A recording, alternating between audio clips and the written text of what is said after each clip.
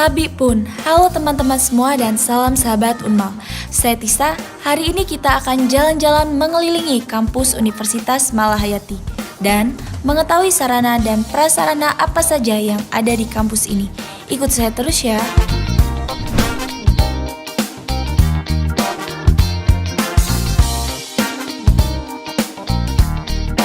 Udara yang sangat sejuk dan pemandangan yang sangat asri tersaji di sini. Sangat menyenangkan, bukan?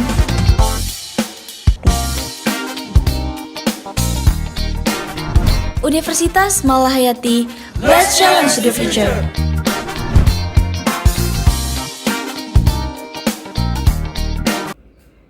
Assalamualaikum warahmatullahi wabarakatuh. Salam sejahtera untuk kita semua. Om Swastiastu, Namo Buddhaya, salam kebajikan. Perkenalkan, saya Mulyani, dosen tetap pada program studi S1 Akuntansi Fakultas Ekonomi dan Manajemen Universitas Malahayati. Video ini merupakan bagian dari pernyataan diri dalam unjuk kerja Tridharma Perguruan Tinggi atau PDD UKTPT untuk sertifikasi dosen tahun 2026 khususnya dalam aspek pengajaran. Pada kesempatan ini, saya akan menjelaskan secara singkat mengenai materi mata kuliah pengantar akuntansi 2 yang saya ampu.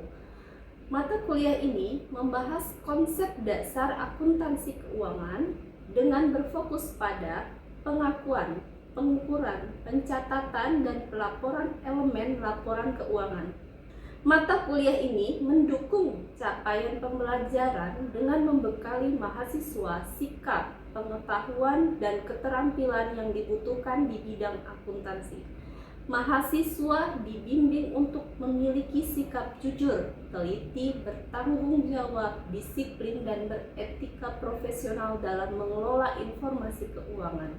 Selain itu, mahasiswa mempelajari konsep dasar akuntansi keuangan serta penerapan standar akuntansi keuangan atau PSAK sebagai dasar penyusunan laporan keuangan. Melalui kegiatan pembelajaran dan praktik, mahasiswa mampu mencatat transaksi, menyusun, menganalisis, dan menginterpresentasikan laporan keuangan sesuai standar yang berlaku sehingga dapat mendukung pengambilan keputusan. Mata kuliah ini memiliki 3 SKS dan membahas konsep dasar akuntansi keuangan dengan fokus pada pengakuan, pengukuran, pencatatan, dan pelaporan elemen laporan keuangan. Materi meliputi aset tetap, sumber daya alam, aset tak berwujud, liabilitas, ekuitas, investasi, laporan arus kas, serta analisis laporan keuangan untuk pengambilan keputusan. Mata kuliah ini terdiri dari beberapa bahan kajian: aset tetap, sumber daya alam, dan aset tetap tak berwujud sebanyak 3 pertemuan, liabilitas sebanyak 2 pertemuan, ekuitas 3 pertemuan, dan UTS pada pertemuan ke-8. Investasi 2 pertemuan, laporan arus kas 2 pertemuan, analisis laporan keuangan 2 pertemuan, dan UAS pada pertemuan terakhir, pertemuan 16.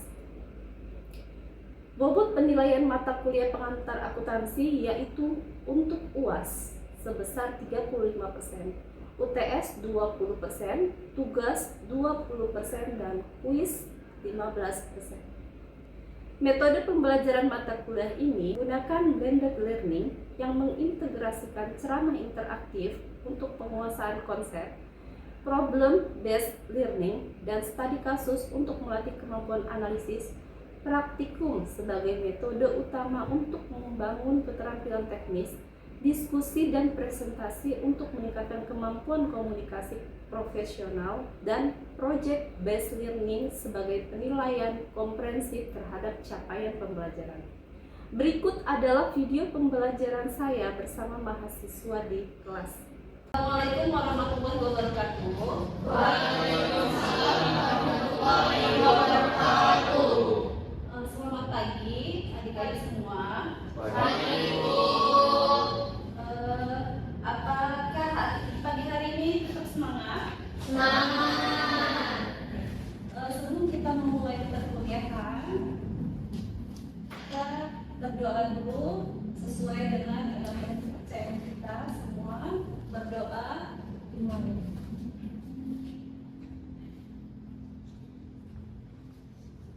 Berdoa selesai. Oke. Untuk pagi hari ini Ibu absen dulu. Yang pertama Hengki, Hadir Bu. Iqbal, Bu. Patri, hadir Bu. Adira, hadir Bu. Senki, Hadir Bu. Jessica, hadir Bu. Yoli, hadir Bu. Bunga, hadir Bu. Septa Rizwan Nur, Hadir Bu. Kadek, hadir Bu. Jessica Putri, hadir Bu. Ada yang tidak masuk? Masuk semua. Oke, bentar ya. Mengetahui menentukan biaya perolehan aset tetap, penyusutan, revaluasi aset tetap, pengeluaran selama umur manfaat, dan yang terakhir adalah pelepasan aset tetap. Ekstraksi sumber daya alam. Jadi sumber daya alam itu kita di sini mempelajari tentang depresi. Nanti kita bahas di slide selanjutnya. Yang ketiga adalah aset tak berwujud, akuntansi untuk aset tak berwujud dan biaya penelitian dan pengembangan. Yang terakhir ada penyajian dan analisis laporan keuangan. Oke. Di sini aset non fisik itu adalah sumber daya yang memiliki fisik. Substansi fisik di sini adalah berbentuk dapat digunakan dalam operasional bisnis, tidak ditujukan untuk dijual kepada pelanggan, dan diharapkan dapat memberikan manfaat kepada perusahaan selama beberapa tahun. Contoh aset tetap, apa sih aset tetap itu? Contohnya berwujud itu misalkan adalah tanah, bangunan, ya, kendaraan. Itu yang disebut dengan aset tetap. Aset tetap adalah aset yang mendukung daripada proses dari adanya perusahaan operasional atau jalannya perusahaan. Oke. Dan dikatakan aset tetap itu mempunyai umur manfaat lebih dari 1 tahun. Kenapa dia harus mempunyai umur manfaat lebih dari 1 tahun? Karena proses daripada operasional perusahaan dari aset-aset tetap ini, bangunan kan nggak mungkin dia menyusut dalam jangka waktu 1 tahun. Jadi itu termasuk dalam kriteria aset tetap. Oke. Yang ketiga digunakan dalam operasional perusahaan. Material tidak diperjualbelikan. Jadi kalau udah jadi aset tetap adalah operasional perusahaan, tidak untuk diperjualbelikan. Dan penggolongan aset tetap. Golongan aset tetap yang umumnya terbatas dan terbatas. Aset tetap yang umumnya terbatas apabila sudah habis masa berlakunya. Jadi ada penggolongan dari aset tetap, ada 3 golongan di atas. Yang pertama apa? Aset tetap yang umumnya tidak terbatas. Ya, apa aja yang di aset tetap yang umumnya tidak terbatas? Pertanian berarti ya. Umumnya tidak terbatas itu berarti dia bisa digunakan ya, digunakan lebih dari 1 kali ya. Kayak misalkan tanah pertanian, lahan perkebunan itu kan setelah panen masih bisa digunakan. Nah, yang kedua adalah umurnya terbatas kayak bangunan. Jadi bangunan itu kan ada kerusakan segala macamnya. Nah, itu yang dimaksud di sini adalah aset tetap yang mempunyai umur yang terbatas. Nah, yang ketiga adalah aset tetap yang umurnya terbatas dan apabila sudah habis masa manfaatnya tidak dapat digantikan. Itu adalah sumber daya alam yang ketika habis dia tidak bisa lagi digantikan. Yang pertama adalah penilaian aset berdasarkan harga perolehan dan berdasarkan nilai pasar. Jadi harga perolehan di sini adalah bagaimana kita memperoleh aset itu sampai menjadi milik kita, ya. Aset itu dikatakan penilaian dan penyajiannya berdasarkan harga perolehan dari harga, terus pengiriman, terus ongkos kirimnya, tukang yang bantu mengantarkan itu dibayar, itu termasuk ke dalam harga perolehan. Jadi aset tetap itu dihargai dari harga perolehan. Harga perolehan itu adalah harga di mana aset itu menjadi hak milik kita, perolehan. Misalkan harga perolehan di sini harga 5 mesin cuci harganya 5 juta. Untuk sampai mesin cuci ini ke rumah kita butuh ongkos kirim, ongkir ya dengan sekarang ya. Ongkir. Ongkos kirimnya berapa? Misalkan 100.000. Ongkos kirim ini sudah termasuk belum sama si yang ngangkat mesin cucinya ini? Kalau sudah termasuk ke dalam si supirnya, berarti harga perolehan daripada mesin cuci adalah 15.000. Dan ini yang dimaksud dengan harga perolehan. Jadi, nah sekarang berdasarkan nilai pasar ini apa sih? Taksiran yang di pasaran. Jadi harga pasaran itu misalkan kayak contoh mudahnya itu pada harga emas ya, yang paling mudah ditaksir. Emas 24 karat ya. Itu harga pergerakannya misal di Pegadaian itu 2.500.000. Berarti taksiran di luar daripada Pegadaian itu akan tidak jauh dari harga taksiran ini. Jadi selisihnya itu nggak akan berbeda jauh. Oke, sampai sini ada pertanyaan? Oke. Yang selanjutnya adalah cara memperoleh aset tetap. Aset tetap bisa diperoleh dengan berbagai cara. Yang pertama adalah pembelian tunai, pembelian angsuran, ditukar dengan surat berharga, ditukar dengan aset tetap lainnya, dan diperoleh dengan donasi. Lanjut, penyusutan. Faktor yang mempengaruhi penyusutan itu ada 3, yaitu harga perolehan, yang kedua taksiran umur ekonomis, dan yang terakhir adalah nilai sisa.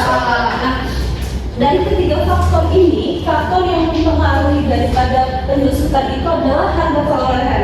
Jadi harga perolehan itu misalkan kayak kita nih, Pegadaian kita waktu beli harganya 2.500.000.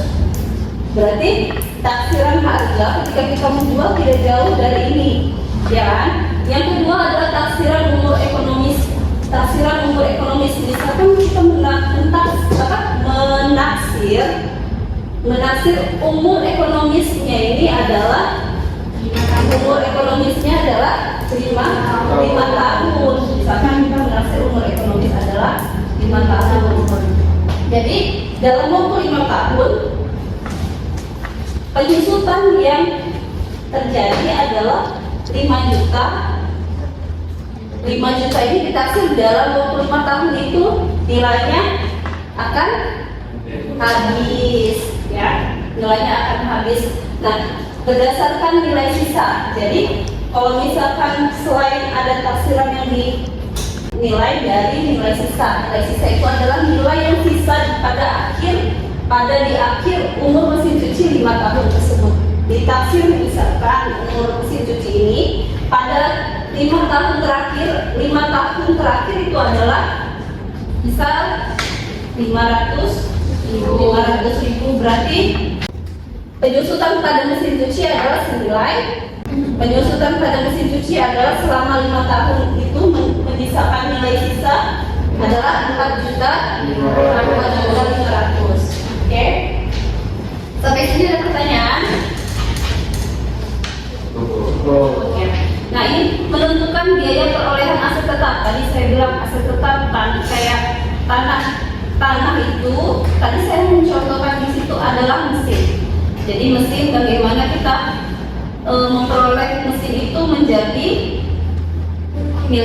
hak milik kita sampai di tempat, dan biaya-biaya yang dikeluarkan adalah termasuk dari harga perolehan tadi. Nah, sama dengan tanah juga adalah aset tetap yang nilai perolehannya ditaksir dengan harga beli tunai, biaya penutupan seperti biaya pemilikan, hak dan pengacara, komisi broker, real estate, pajak properti, pembersihan, pengeringan, pengisian, dan grading.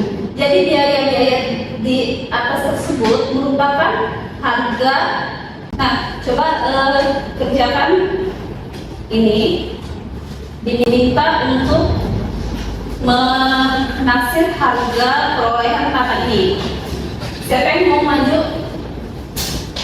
Maju. Harga perolehan.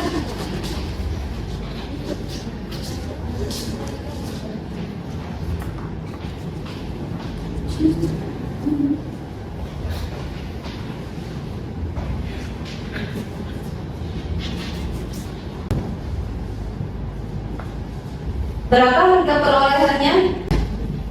Harga perolehannya sebesar 2.200.000 berisi gudang dengan biaya berarti dia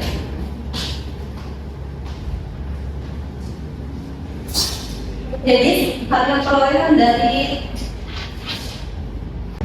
berapa?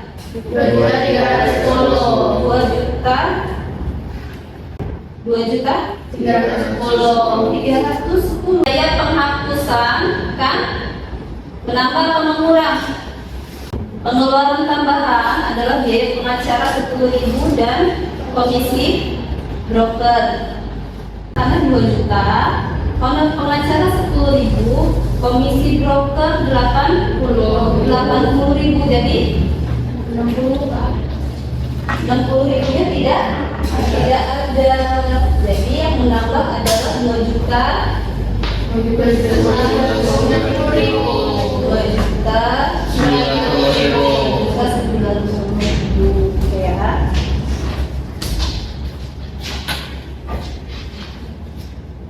Menentukan biaya perolehan aset tetap. Bangunan biaya pembeliannya, harga pembelian ditambah dengan biaya penutupan serta komisi. Biaya konstruksinya ya pembayaran biaya arsitek dan izin bangunan. Jadi semua biaya-biaya itu yang dijumlahkan untuk sampai kembali lagi harga perolehannya. Yang terakhir adalah menentukan biaya perolehan peralatan. Peralatan juga sama statusnya sampai ke pemilik. Yang pertama, harga pembelian tunai, pajak penjualan, biaya pengiriman, asuransi, ya pengeluaran yang dibutuhkan dalam perakitan, pemasangan dan pengujian ini. Lanjut.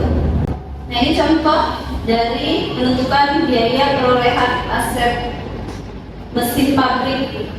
Membeli mesin pabrik seharga $500.000 ditambah pajak penjualan, ditambah asuransi pengiriman dan instalasi pengujian. Metode penyusutan di sini, apa yang dimaksud dengan penyusutan tadi saya sudah jelaskan di awal. Metode penyusutan itu ada 3 metode. Yang pertama metode garis lurus, yang kedua metode unit aktivitas, dan metode saldo. Dari soal Floris membeli truk pengiriman kecil pada tanggal 1 Januari dengan biaya perolehan 13.000, nilai residu yang diharapkan 1.000, Perkiraan umur manfaat dalam tahun adalah 5 tahun dan perkiraan umur manfaat dalam mil adalah 100.000. Berarti nilai residu yang diharapkan, nilai sisa di akhir yang diharapkan adalah sebesar 1.000. Metode garis lurus itu nilai biaya perolehan dikurang dari nilai residu itu adalah biaya perolehan yang dapat disalurkan. Seperti contoh tadi, biaya harga perolehan di akhir adalah 500.000 yang diharapkan di soal ini yang diharapkan nilai residunya adalah 1.000. Jadi yang disusutkan adalah sebesar 12.000 selama 5 tahun. Selama 5 tahun berarti nilai 12.000 dibagi 5 tahun 2.400. Jadi penyusutan tiap tahunnya adalah sebesar 2.400. Nah ini penyusutan di tahun 2014, biaya perolehan yang disusutkan 12.000, tingkat penyusutan 20%. Jadi beban penyusutan tahun 2014 adalah 2.400. Nah di tahun kedua, akumulasi penyusutannya adalah di tahun pertama ditambah dengan tahun kedua, yaitu 2.400 di tahun 2014 dan 2.400 di tahun 2015. Kedua adalah metode unit aktivitas. Metode unit aktivitas ini untuk memperoleh biaya perolehan yang dapat disusutkan, yaitu biaya perolehan 12.000 dibagi dengan total unit aktivitas, yaitu 100.000 mil. Diperoleh biaya perolehan yang dapat disusutkan per unit adalah 0,12 untuk menghitung beban penyusutan tahunannya adalah biaya perolehan yang dapat disusutkan per unit yang dikali dengan unit aktivitas tahun berjalan. Maka beban penyusutan tahunannya adalah 1.800. Yang ketiga adalah metode saldo menurun. Metode saldo menurun penyusutannya dipercepat. Nilai buku pada tahun awal adalah 13.000 dikali dengan tingkat saldo menurun yaitu 40%. Tingkat saldo menurun ini dipercepat, jadi dia dua kali saldo garis lurus. Jadi saldo garis lurus itu dia 20%, sedangkan metode saldo menurun dikali 2, jadi tingkat saldo menurun adalah 40%. Maka beban penyusutan tahunannya adalah 5.200. Selanjutnya adalah sumber daya alam yang dapat diekstraksi. Apa sih sumber daya alam yang dapat diekstraksi itu? Diekstraksi itu adalah sumber daya alam yang tadinya adalah bahan mentah, ketika dia sudah melalui proses maka bisa digunakan. Contohnya kalian itu misalkan minyak bumi ketika sudah diekstraksi maka bisa jadi bahan bakar motor kendaraan. Lanjut, biaya perolehan sumber daya alam yang diekstraksi adalah harga yang dibutuhkan untuk memperoleh sumber daya alam dan mempersiapkannya untuk tujuan penggunaannya. Jadi biaya-biaya yang dikeluarkan untuk memperoleh sumber daya alam tersebut itu termasuk dengan biaya masuk ke dalam biaya perolehan. Nah, pertanyaannya sumber daya alam ini kan aset tetap. Nah, dia mengalami tidak sih yang namanya penyusutan? Mengalami penyusutan. Nah, untuk sumber daya alam itu penyusutannya disebut dengan depresi. Jadi untuk sumber daya alam dia disebutnya depresi. Kenapa?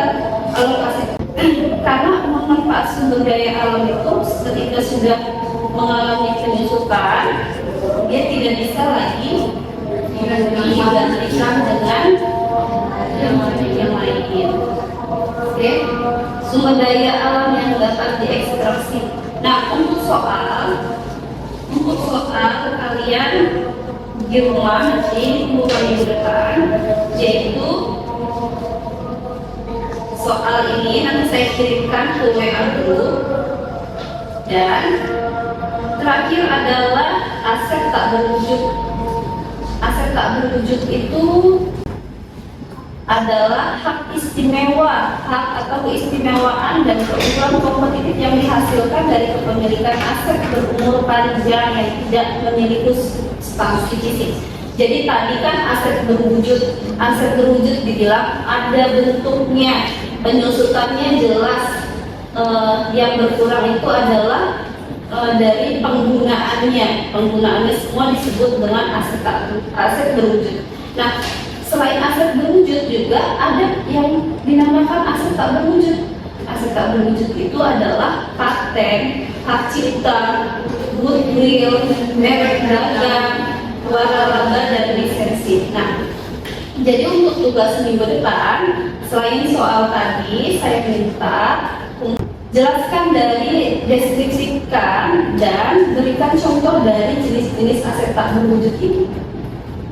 Oke. Dikumpulkan minggu depan di kertas folio ya. Oke. Demikianlah materi perkuliahan hari ini saya akhiri.